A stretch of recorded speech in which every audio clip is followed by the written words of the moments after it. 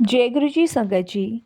संगत जी, गुरु जी की divine call सत्संग प्लेटफॉर्म में आप सभी गुरु परिवार का हार्दिक स्वागत है।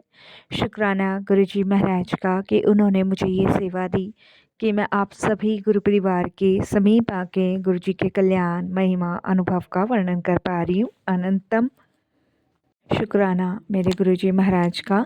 संगत जी, आज का जो सत्संग है वो मैं कवि अंकल का शेयर कर रही हूँ। ये बहुत प्यारा और ब्लेसिंगफुल सत्संग है और ये कवि अंकल जो हैं वो गुरुजी की ओल्ड संगत है, तो बिल्कुल आप स्किप ना कीजिएगा। बड़ी रिक्वेस्ट करके अंकल ने अपना ये सत्संग मुझे भेजा है, जिसे मैं शेयर कर रही हूँ कि अंकल की जर्नी गुरुजी के साथ कैसे शुरू हुई, कैसे गुरुजी ने उनको ब्लेस किया, क्या क्या जीवन में गुरुजी ने उनको सिखाया।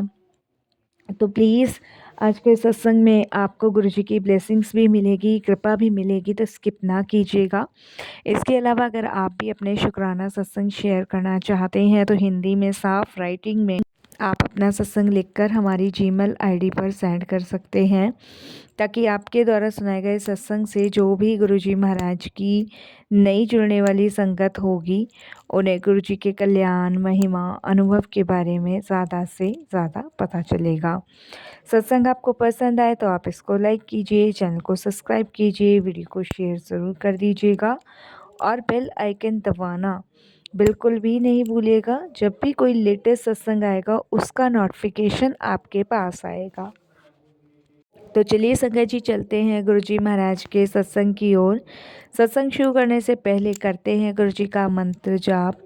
ओम नमः शिवाय, शिवजी सदा सहाय। ओम नमः शिवाय, गुरुजी सदा सहाय। जय गुरुजी संगत जी। संगत जी, मेरा नाम कवि है और ये मेरे को ये जो कृपा आज गुरुजी ने बख्शी है, सो बहुत बहुत शुक्राना गुरुजी। अनंतम अनंतम आपका शुक्राना। साथ संगत जी, क्या मैं वर्णन करूं अपने गुरु का, क्या वर्णन मैं करूं अपने गुरु का, जिसकी कृपा से ही संसार चलता है। दुनिया में जब आदमी हार जाता है, गिर जाता है, तब उसका हाथ हमारे हाथ में होता है। संगत जी, मैं एकदम बिल्कुल नास्तिक इंसान था। मैं दिल्ली बसंत कुंज का रहने वाला हूँ और मेरे पास आज जो भी है, घर है, परिवार है, चाहे कुछ भी है, वो गुरुजी की कृपा और उनकी देन है।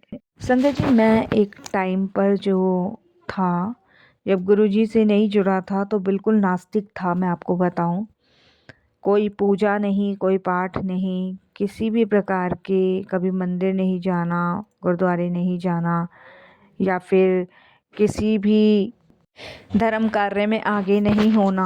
तो यही सारी चीज़ें संगत जी मेरे अंदर थी और ये शुरू से ही थी। ऐसा नहीं था कि मेरे मदर फादर धर्म कार्य में नहीं आगे थे, वो थे, लेकिन मेरा कोई इतना इंटरेस्ट या इतनी कोई रुचि रही नहीं। जब मेरी शादी हुई, मेरी वाइफ भी बहुत पूजा पाठ करती थी, लेकिन मेरा जब भी कोई ऐसा विचार नहीं आया मन में कभी, या कोई ऐसी चीज़ लगी नहीं। क्योंकि संगत जी, मैं आपको बताऊं, शुरू से बचपन से ही मैंने परिस्थितियों का सामना किया, स्ट्रगल बहुत किया। आपको पता है कि 99 में इतना इंसान जो था, मतलब नहीं आगे बढ़ रहा था। और मेरे टाइम पीरियड में तो संगत जी मेरे फादर का खेत होता था, एक छोटा सा घर होता था, हम 3 बहन भाई होते थे। ज़रूरत की चीज़ें उतनी ही होती थी, जिसमें ज़रूरत पूरी होती भी थी, नहीं होती थी तो वही चीज़ें देखी। और माँ को, पिताजी को पूजा पाठ करते हुए देखा और रोते हुए देखा, लेकिन इच्छाएं मरी, पूरी नहीं हुई। तो वही चीज़ें सीखी और इतनी कोई रुचि नहीं रही। मेरा मानना ये था, अगर भगवान है तो कहाँ है, भगवान सुन क्यों नहीं रहा। तो वो मेरी थिंकिंग, सोच शुरू बचपन से ही बनी हुई थी, जब से मैंने वो संभाला। और शादी होने के बाद संगत जी, वाइफ भी पूजा पाठ वाली थी, कोई आपत्ति नहीं था, जो कर रहा है करता रहे, लेकिन मेरे अंदर ऐसा कोई भाव नहीं था। समय बीतता गया तो दिन प्रतिदिन संगत जी दिन ज़िंदगी का कम होता है, एक दिन और उम्र बढ़ती है। तो उस टाइम मुझे नहीं पता था संगत जी कि गुरुजी महाराज एम्पायर स्टेट में बैठते हैं। तो मेरी आदत थी सुबह मैं वॉक ज़रूर किया करता था। तो मैं और मेरे कुछ फ्रेंड्स हैं, हम वॉक करने जाया करते थे। तो कोई कहता था वहाँ मंदिर बना, मतलब दिनचर्या की बातें हो गई, इधर-उधर की बात हो गई, राजनीति से रिलेटिव्स बात हो गई, धर्म कर्म की बात हो गई, मंदिरों की बात हो गई। ऐसी मैं सुनता सबकी था, लेकिन कोई टिप्पणी नहीं देता था। तो हम सुबह वॉक करने जा रहे थे, तो उनमें से एक मेरा जानने वाला ही है, दोस्ती समझ लीजिए। वो कहता है कि यार यहाँ पे ना एम्पायर स्टेट में गुरुजी बैठते हैं। उस टाइम बड़े मंदिर में नहीं बैठते थे गुरुजी, एम्पायर स्टेट में बैठते थे। और एक गुरुजी हैं और गुरुजी के नाम से जानते हैं लोग, और बड़े महापुरुष हैं, और बड़े-बड़े लोगों की परेशानियाँ दूर कर देते हैं, बड़े-बड़े लोगों की दिक्कतें दूर कर देते हैं। और भाई एक बार वहाँ होकर आना चाहिए हम सबको। मैंने सुना है, मेरा साला बता रहा था, क्योंकि उनके साले साहब जाया करते थे गुरुजी के यहाँ, तब उन्होंने ये बात शेयर करी। तो मैंने संगत जी इस पे टिप्पणी दी, मैं आपको बताऊँ। मैंने कहा अच्छा चमत्कार होते हैं? कि हाँ, चमत्कार होते हैं। मैंने कहा मेरा एक बहुत लंबा जो मतलब कॉन्ट्रैक्ट था और उसका जो पेमेंट था, वो अभी नहीं क्लियर हुआ है। मैं डेली उसको फ़ोन करता हूँ और मैं कर भी रहा था संगत जी, बहुत लंबे टाइम से मेरा एक पेमेंट रुका हुआ था और वो क्लियर नहीं हो रहा था। कम से कम संगत जी इस बात को 6-7 महीने हो गए थे, मैं बहुत दुखी था उस पेमेंट के लिए। मैंने कहा अगर ऐसा है तो भई चलते हैं, तो बोला ठीक है शाम को तैयार रहना। शाम के समय संगत जी 4 साढ़े 4 बजे के आसपास हम लोग एम्पायर स्टेट के लिए निकल गए। मैंने घर में ये बात किसी को भी नहीं बताई कि मैं कहाँ जा रहा हूँ, कहाँ नहीं, और हम निकल गए।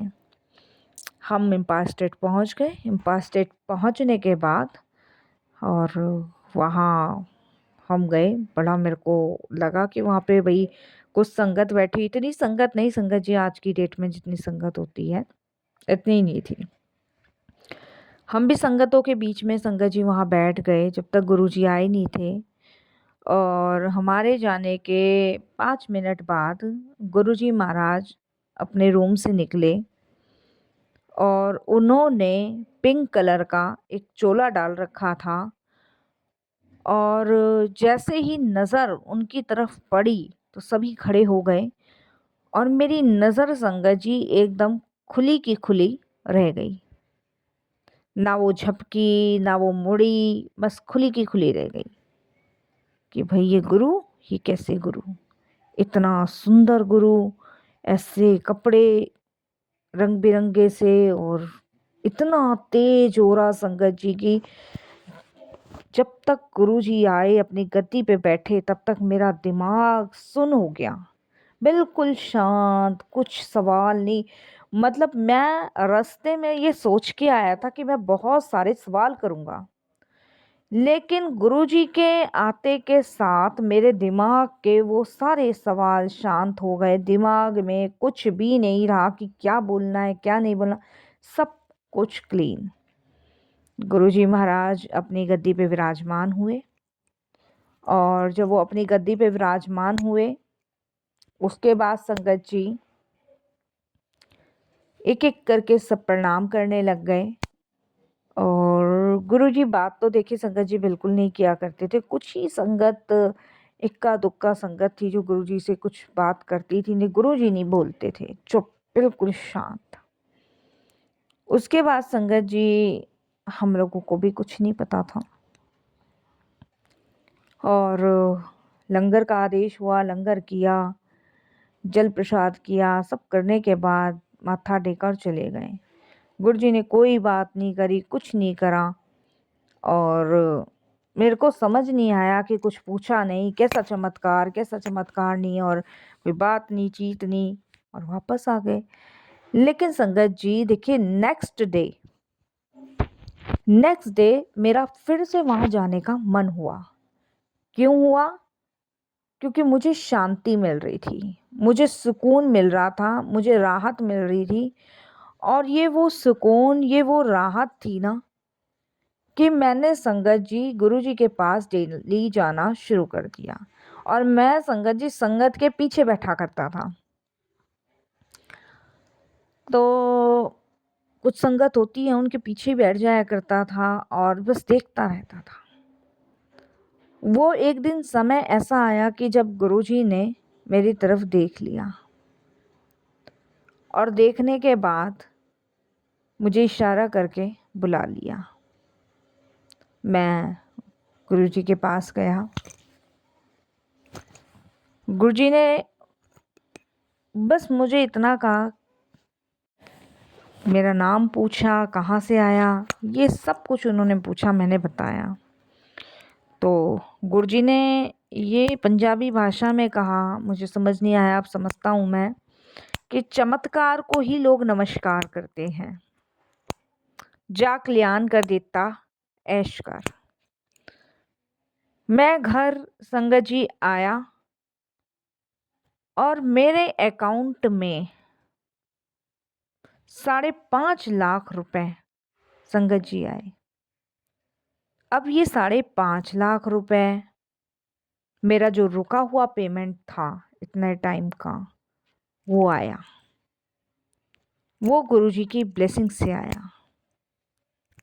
मेरे को समझने में जरा सी देर नहीं लगी कि ये हुआ तो हुआ क्या। उसके बाद संगत जी, मैं नेक्स्ट डे गुरुजी के पास गया तो गुरुजी ने कहा, ले देख लिया चमत्कार नु नमस्कार।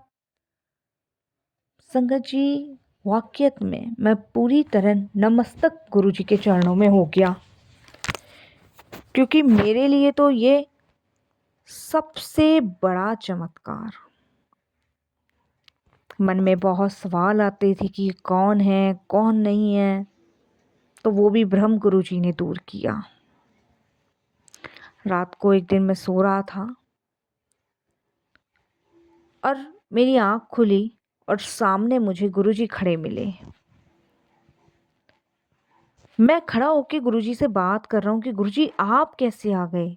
मैंने तो बाहर लॉक लगाया हुआ है, क्योंकि मैं संगत जी सोने से पहले लॉक लगाता हूँ, क्योंकि उन दिनों थोड़ी चोरी चकारी बहुत हुआ करती थी, लाइट इतनी नहीं आती थी।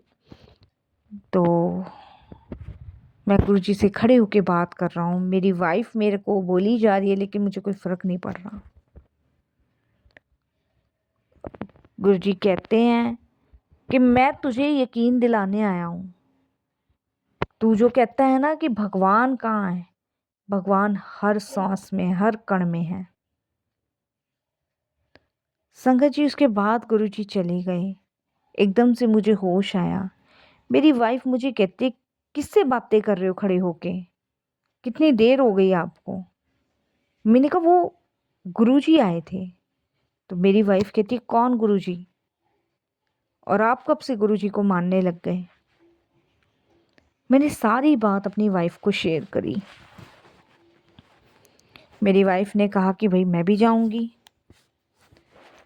संगत जी, मैं अपनी वाइफ को भी गुरुजी के पास लेके गया। और उस दिन गुरुजी ने मुझे ये भी बताया कि वो मुझे दर्शन देने घर पे आए थे। उसके बाद से संगत जी, जो किस्मत जो मेरी लाइफ की बदली गुरुजी ने, उसके लिए मैं उनका जितना धन्यवाद प्रकट करूं, जितना शुक्राना करूं, उतना ही कम है। उनकी कृपा, उनकी ब्लेसिंग्स मुझ पे, मेरे बच्चों पे, मेरे परिवार पर कंटिन्यू बरसती चली गई। एक एक चीज गुरुजी ने मेरे परिवार को ब्लेस करी। हर एक चीज जिसकी हम कल्पना नहीं कर सकते। अच्छा स्वास्थ्य, अच्छा घर, अच्छा परिवार, बच्चों की एजुकेशंस। मेरे 2 बच्चे हैं, एक संगत जी कनाडा में शिफ्ट है, बेटी की शादी यूएसए में हुई है, लाइफ को इतना सेटल, इतना इजी गुरुजी ने बना दिया कि उन्होंने मुझे ये प्रमाणित कर दिया कि ईश्वर हर जगह है।